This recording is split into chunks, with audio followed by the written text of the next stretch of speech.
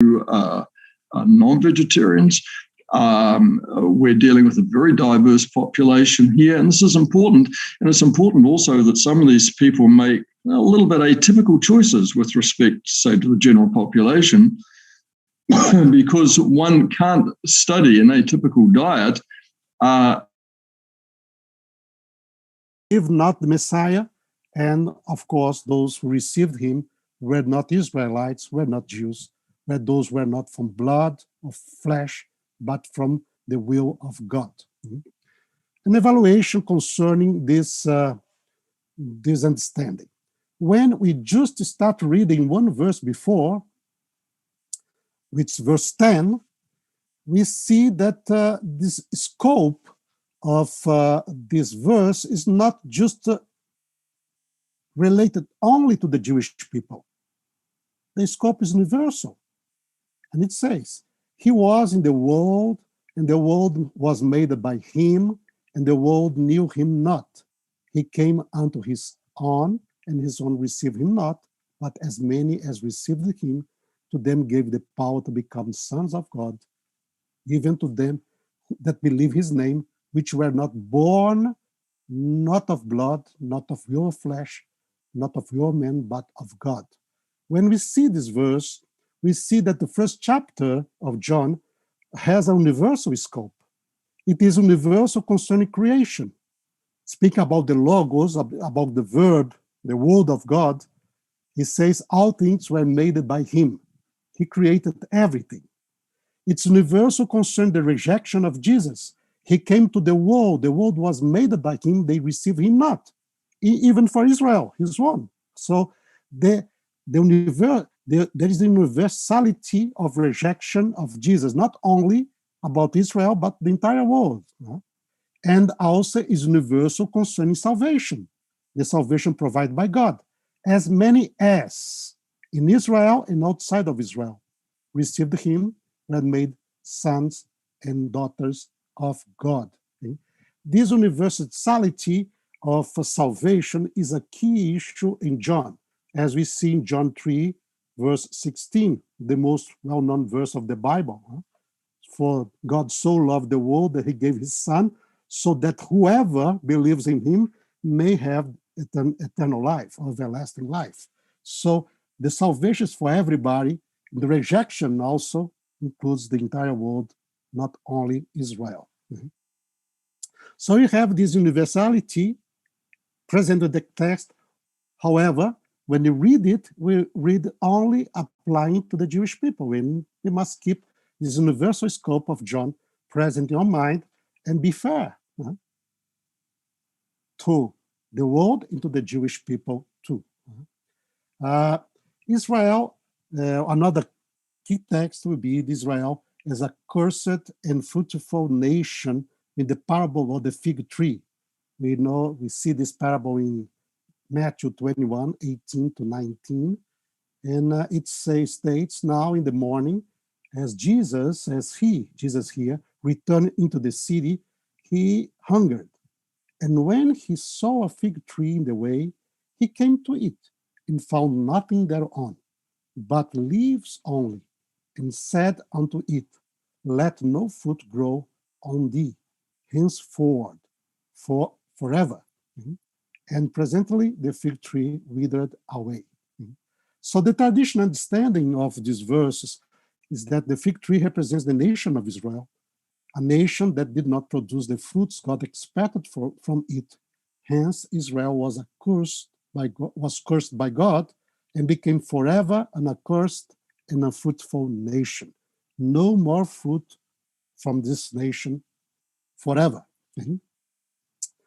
When we get a close look to the text of Matthew, we see that Jesus, he interprets this parable, a living parable, to his disciples, and is the continuation of the text. And the text states, and when the disciples saw it, they marveled, saying, how soon is the fig tree withered away? Jesus answered and said unto them, verily, I say unto you, that ye have faith, if ye have faith and doubt not, ye shall not only do this which is done to the fig tree, but also if ye shall say unto this mountain, be thou removed and be thou cast into the sea, it shall be done. And all things whatsoever ye shall ask in prayer, believing, ye shall receive. So according to Jesus, this living parable was about the power of faith in prayer. But even with understanding that it has implications concerning Israel, that means that it can be understood also that what looks impossible can become a reality in the future. So when we look concerning the parable of fig tree, there is a very interesting reality in the text of the Gospel of Matthew, that this one is not the last parable about a fig tree in the Gospel. When we go to the prophecy, we see in Matthew 24, 32, 33, say, now we learn a parable of the fig tree. When his branches is yet tender and putteth forth leaves, ye know that summer is night. So likewise ye, when we shall see all these things, know that it's near, even to the doors, at the doors. Matthew 24, 32, 33. One question is, if we apply the other parable of the fig tree to Israel, should we also apply this eschatological parable to Israel as well? So that's interesting. That's even we take, and I think that is based to take it as a reference to Israel, but there is an expectation, an eschatological expectation concerning Israel for the future as well. And we see it as we go on in our presentation. So next text I would like to dialogue with you here is concerning the kingdom and taken from Israel in the parable of the wicked husbandman. Jesus said unto them, is the end of the parable, did we never read the scriptures? The stone which the builders rejected, the same is become the head of the corner. This is Lord doing, and it is marvelous in our eyes. Therefore say I unto you, the kingdom of God shall be taken from you and given to a nation bringing forth the fruits thereof. Matthew 21, 42, 43. This is the end of the parable of the wicked husband. We all know this parable. A owner of a vineyard planted this vineyard and rented it to a studio of husbandmen. And when the time came for pick up the fruits, this husbandman did not give back the fruits to the owner of the vineyard, but killed his servants, killed his son. They were planning to take over the vineyard for themselves. When we understand this parable, the traditional view of it among Christianity is this parable in the vineyard of the Lord represent Israel and the kingdom of God, which is taken from Israel and is given to the church, Gentile believer, that replaces Israel. What is interesting when we get a closer look to the text, and when we go on the text for verses 45, 46, the text states that when the chief priests and the Pharisees had heard his parable, they perceived that he spake of them. But when they sought to lay hands on him, they feared the multitude, because they took him for a prophet. Understanding this parable according to the text and according to biblical tradition, the vineyard in the Bible always represent the people of God, the people of Israel. We may check it, confer in Isaiah 5, 1 to 7, 27, 2 to 3, Jeremiah 12, 10. The husbandman, it's leaders. Matthew, the very text here, 21, verse 45, which is a a parallel with the parable of the faithful shepherds and the Lord's flock in Ezekiel 34.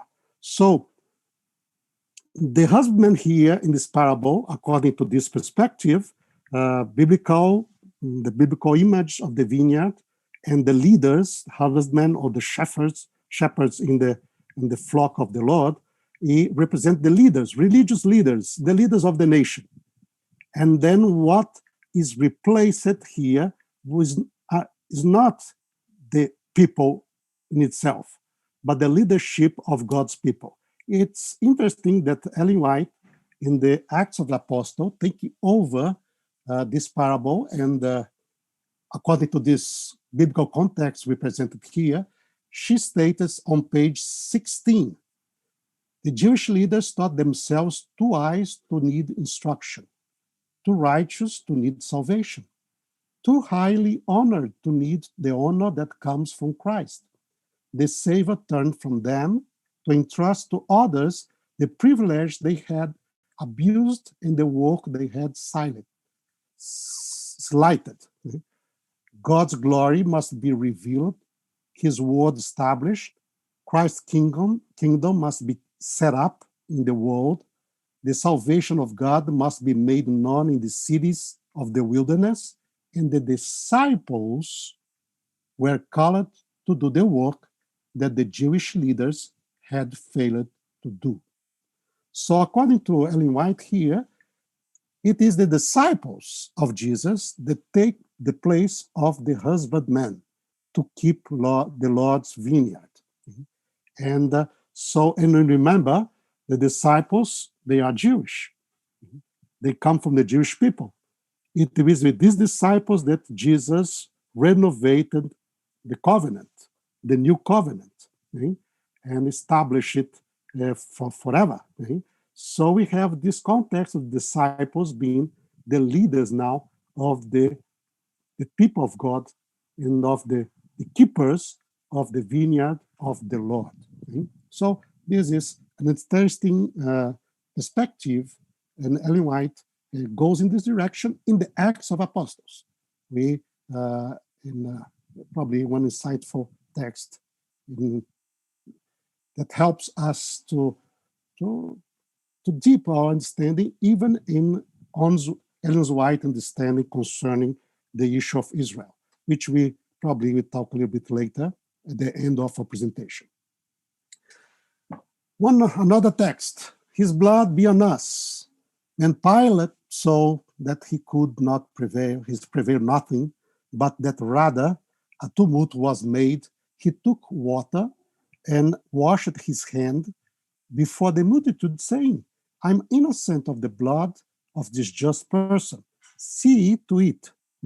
Then answered all the people and said, his blood be on us and on our children. Matthew 27, 24, 25.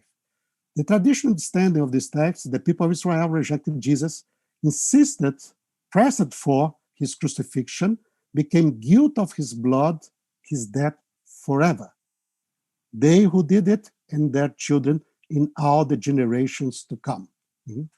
This is the traditional understanding in Christianity.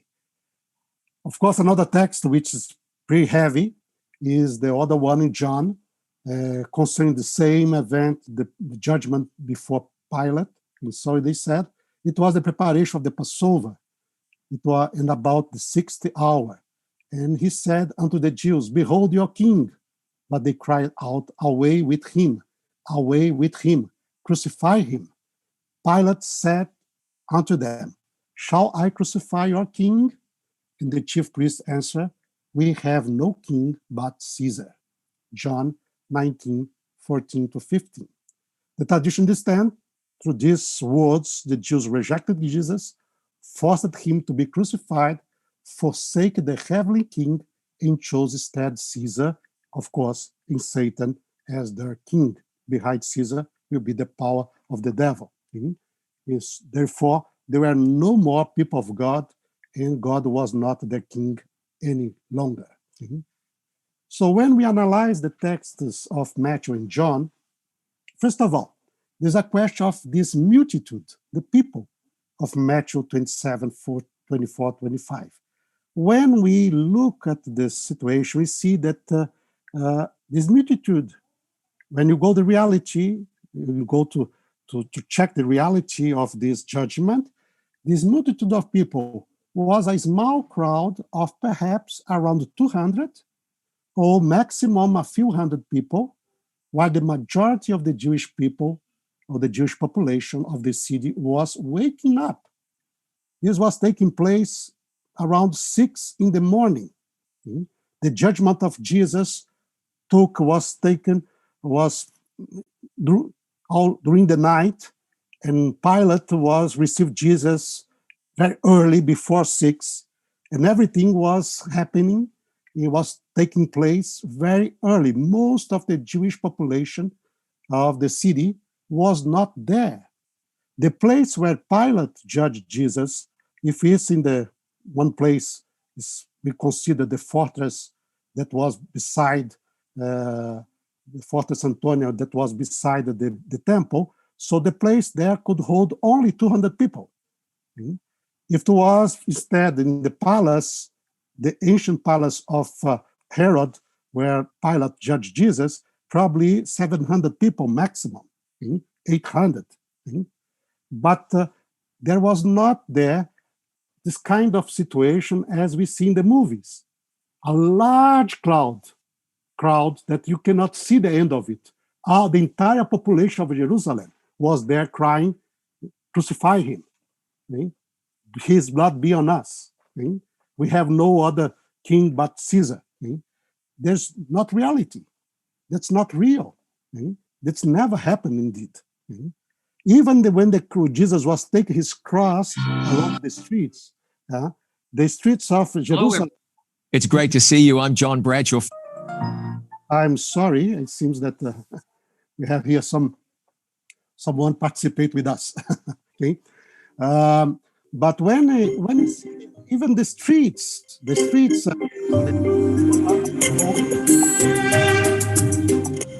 Sorry here.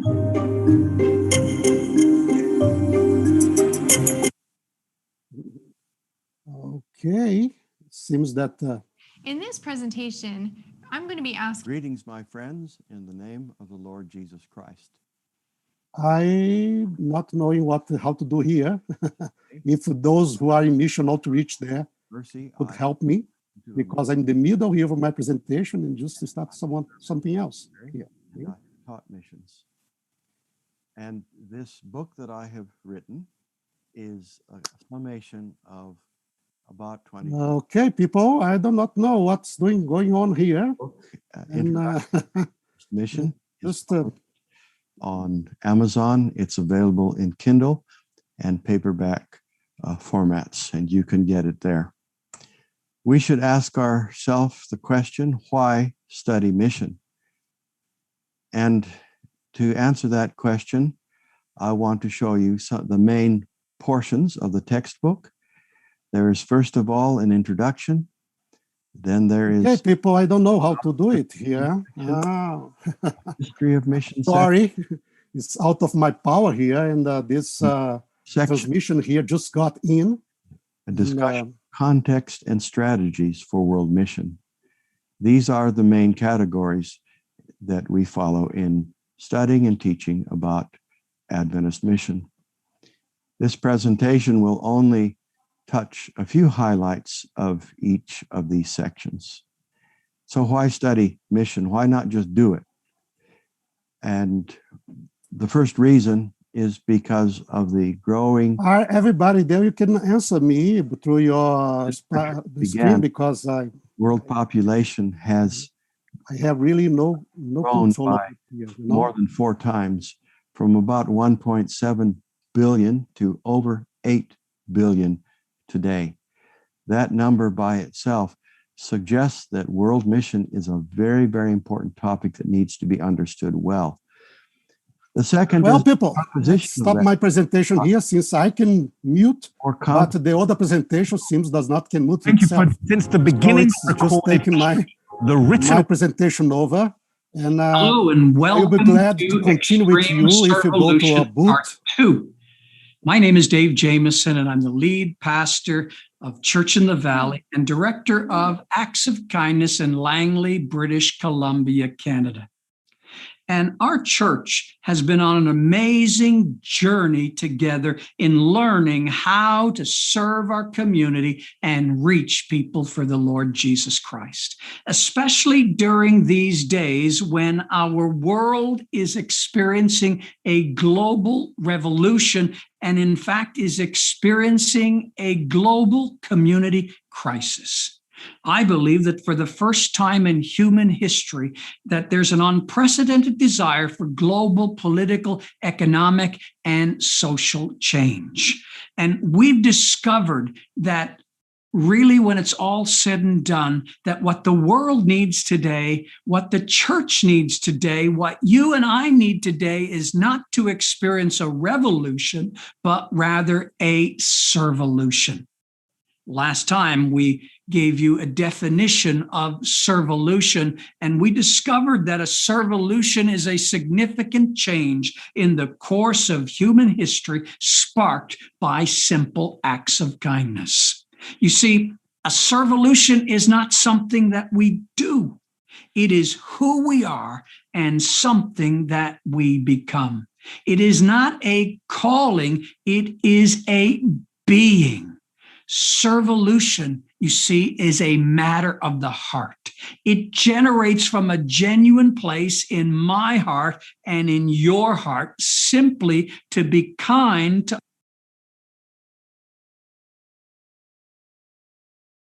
Hi, my name is Pastor Doug Van, and welcome to this workshop where we're exploring